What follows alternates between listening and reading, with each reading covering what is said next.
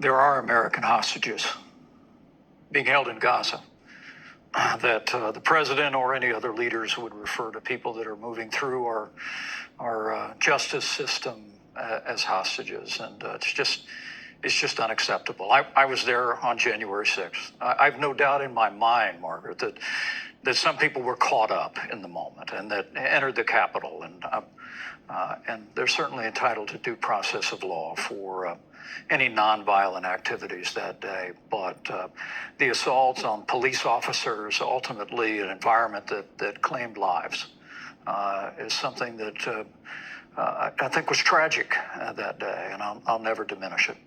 And the legal system is processing these individuals through and giving them trials.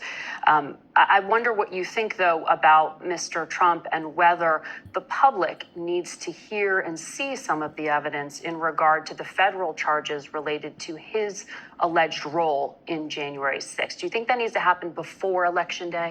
Well, I think the American people lived through that moment.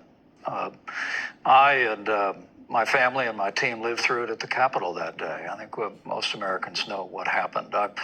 As I've said before, I truly do believe that the judgment about the president's conduct that day should have been left to the American people. I know it's been brought into a criminal trial now, and we have cases around the country that have been brought related to that, notably in Georgia. But at the end of the day, I think the American people know what happened that day. And I said the people that ransacked the Capitol need to be held to the fullest account of the law, and I believe that they are. But the judgment about the president's efforts that day, I think, can be left to the American people. But look, I said last week that after a lot of prayer and reflection, I've come to the conclusion that I won't be endorsing Donald Trump this year.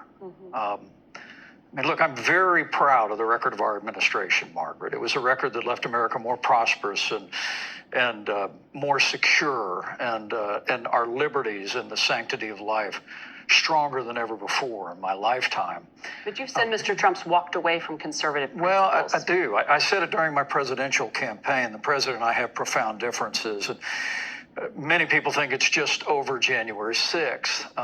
And frankly, the fact that the president continues to insist that I had the right to overturn the election that day is a fundamental difference. But I want to be clear that, I've forgiven the president in my heart for what happened that day. As a Christian, I'm required to do that.